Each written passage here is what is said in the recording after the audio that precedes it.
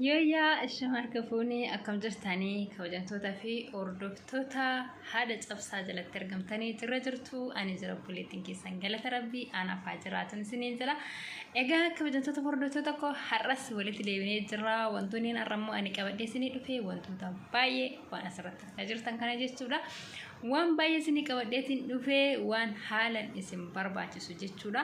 Namoonni baay'een waan haala isin barbaachisu waan haalan barbaadaa turtanii kallattumaan isin biraan gahuudhaaf qabadheetii dhufeetiin jira jechuudha. Wanti ani har'a qabadhee dhufe maalidha yoo jettanis akkuma dursa viidiyoo jalqabaa irratti yookiin immoo taabileerii irratti argitanii wantoota baay'ee haalan isiniif barbaachisaa ta'e wantoota namoota baay'eedhaaf gargaarsa yookiin immoo barbaachisu kan jedhamedha wanti ani qabadhee dhufe. Egaa akkasuma namoonni haaloo jechuu qofaadha akkasuma immoo wantoota barbaadan sana achirratti ifa gochuu qofaadha jechuudha. Marree maal eegdu warreen furdina qannasuu barbaadan warreen furdachuu barbaadan qallittanii qallinni keessan akka malee isin jibbisiise furdachuu barbaadan furdattanii furdinni keessan qirtsii dhabdanii jechuudha. Sodaa karaa nam tokko jechuudha dhuguma rabbii jechuudha. Sodaarran kan ka'e jechuudha furdinni isaanii garmalee kan ta'e sodaarran kan ka'e uffata gaashaallee uffata bareeda uffata wanta bareeda bakka qaama isaanii isaan xiqqoo intini jedhu uffachuudhaaf irree isaaniitti sheemii isaaniitti ta'a jechuudha. Maaliifini qaamni isaanii waan namoonni tokko beektanii furdinni nama tokko baay'ee takka nama jibbisiisa jechuudha. Akkamitti sitti fakkaata furdinni isaanii gara mudhiidhaa olii kanatti baay'ee takka furdatanii jechuudha. Baay'ee takka furdatanii harma kana maal kana bakka akka malee kana akka malee furdatu jechuudha. Namoonni tokko immoo gara gadiitiin immoo hin jiran mulumayyuu jechuudha. Warreen akkanatti gara oliitiin furdatan kuni gara gadiitiin immoo abadan hin jiran bakka istiikiin hin jira miti. Istiikiin jedhama biyya keenyatti gurratti intini ittiin korokkoratan ilkaan keessaa wanta adda addaatti hin baafatan istiikiin jedhamti miti. Akkasuma immoo wantoota baay'ee jira istiikiin kan jira warreen surree daandii istiikiin jedhaniini. Inna akkas fakkaatantu jira jechuudha. Waan akkasii kana ofirraa balleessuudhaaf jechuudha. Fakkeenyaaf nama kamiyyuu taane jechuudha. Baalattadaaris taatanii jiraatanii akkasuma immoo waan dilaaxees yoo taatan akkasuma warra dubartootaa jechuudha seetilaattee jedhamu miti.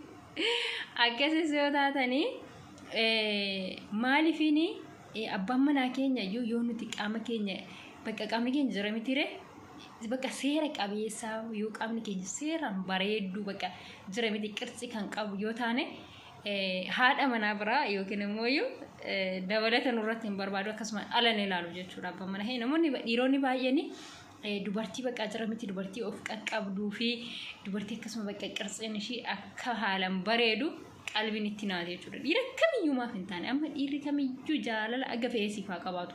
Jaalala aga fe'eesiifaa qabaatu. Ati garuu qirtsii hin qabdu yoo ta'e akkasuma qaamni kee siira qabee jira batee zagarraa wayii yoo taate sin jaallatu jechuudha. Abbumti manaa kee kan dura si faana jiraataa ture abbaa ilmoo keeti sin jaallatu dhugaa. Maaliifini si ilaalee gaafa bahee kan alaa akkas qirtsii ishii tolfattee maal jettee babbareedee deemtu kana gaafa ilaalu qalbiin isaa gara sanatti isa cabdi jechuudha. Kanaafiyyuu isin immoo maal gochuu qabdu waan gatii xiqqootiin jechuudha. Waan gatii xiqqootiin qaama keessan seeraan tolfattanii haala bareeduudhaan abbaa manaa keessanillee akka barbaadanitti gammachiisuu dandeessanii jechuudha. Namni tokko abbaa manaa gammachiisuu gaafa jedhanii wantootuma biraatiin itti fakkaachuu danda'a jechuudha. Abbaa manaa kee bifa baay'eedhaan gammachiisuu dandeessa. Hiriyyaa kee bifa baay'eedhaan gammachiisuu dandeessa. Hiriyyaan kan kee qaama kee qofa laalee sheebbii kee qofa laalee sitti gammaduu danda'a jechuudha.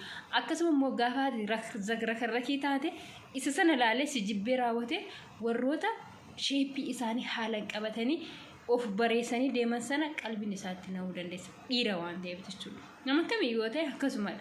Kanaafiyyuu jechuudha isin immoo maal isin barbaachisaa yeroo teekinooloojiin toree jira waan ta'eef waan hundumaanuyyuu yaa jamaat keer dur muwaaka girabeet jedhanii. Yeroo ammaa kana immoo maal jedhama muwaaka internet jechuutu jalqabame beektanii muwaaka internet. Kanaafiyyuu jechuudha kallattumaan maal gochuudha kan isin barbaachisu lakkoofsa guyyaa kaleessaa viidiyoo kaleessa galakkise keessatti isiniif ka'e sanaan gara WhatsApptiin na dubbisaadha.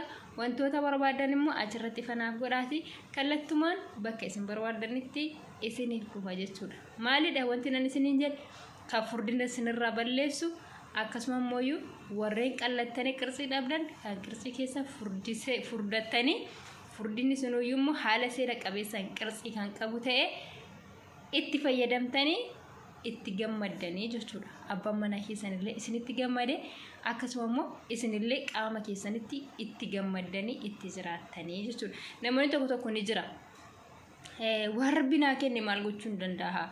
Akkamittiin ani kan Rabbi naa kenne irratti wanta tokko ofirratti dabaluu yookiin immoo godhachuu danda'a kan jedhanii jiran. Rabbi si uume wantoota hundumaa ija sitti kennee wantoota qaama sirra jiru kana guutuu si kennee si uume. Garuu immoo Rabbi akkas qirxii keessin baballeessine.